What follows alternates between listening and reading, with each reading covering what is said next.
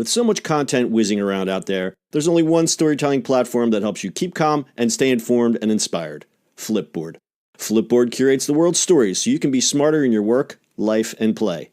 Choose from thousands of topics to personalize Flipboard and get the latest stories from the best publishers and experts delivered to you 24/7. When you see stories you want to save or share, tap the plus button to add them to private or public collections. It's that simple. Used by millions of people every day, Flipboard is how people move themselves and the world forward. Get started now at flipboard.com.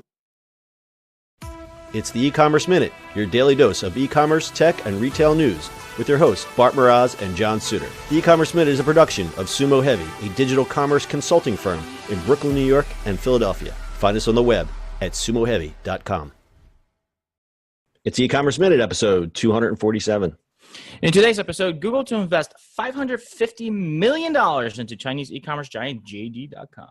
Google is set to invest $550 million into Chinese e-commerce giant JD.com, as reported by Reuters last week. The investment is part of Google's effort to expand their presence in the fast-growing Asian market and to battle rivals like Amazon. The two companies described the deal as a broader partnership that will include the promotion of JD.com products on Google's shopping service. For its part, JD.com said it planned to make a selection of items available for sale in places like the US and Europe through Google Shopping. The move could assist JD.com to move beyond its China and Southeast Asia base and perhaps giving meaningful presence in the US and European markets. However, the partnership does not include any new initiatives in China, where Google's main services are blocked over its refusal to censor search results in line with local laws. JD.com's investors include Chinese social media powerhouse Tencent Holdings Limited, the arch rival of Chinese e-commerce leader Alibaba Group Holding Limited, and Walmart Incorporated. Given Walmart also has a close relationship with JD, I see the investment as a further tightening of the Google-Walmart alliance, which seems focused on building a third force in e-commerce beyond Amazon and Alibaba, said Atlantic Equities analyst James Cordwell. Google is beginning to make larger investments across the fast-growing Asian market. The last few years have seen a rapid rise in the middle class, as well as the explosion of e-commerce, with giants like Alibaba dominating the playing field. Recent Google investments include Indonesian ride-hailing firm Gojek, and sources have told Reuters that it also may invest in Indian e-commerce upstart Flipkart. Part of the deal, Google will get 27.1 million newly issued JD.com Class A ordinary shares, which will give them less than a 1% ownership of JD.com. Company officials said the deal would marry Google's market reach and strength in analytics with JD.com's expertise in logistics and inventory management. The investment may give Google access to more consumer data,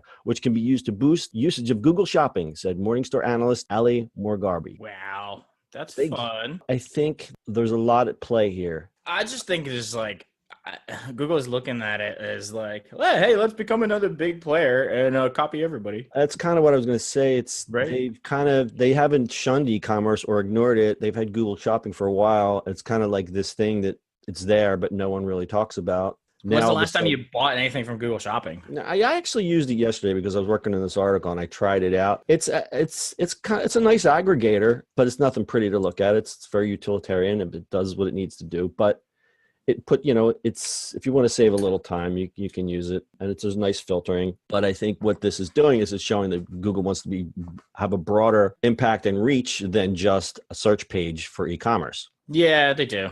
I think they do. Is just like Alibaba in China is so big. I mean, I guess this is just a big entrance into the Chinese market, or the Asian market, to play against everybody else.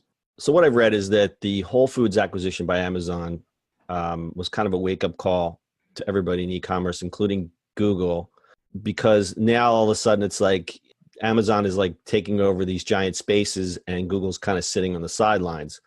They're also worried about how big Amazon is getting in terms of, if Amazon starts moving in advertising, a lot of the retailers that were on Google are suddenly going to just go with Amazon.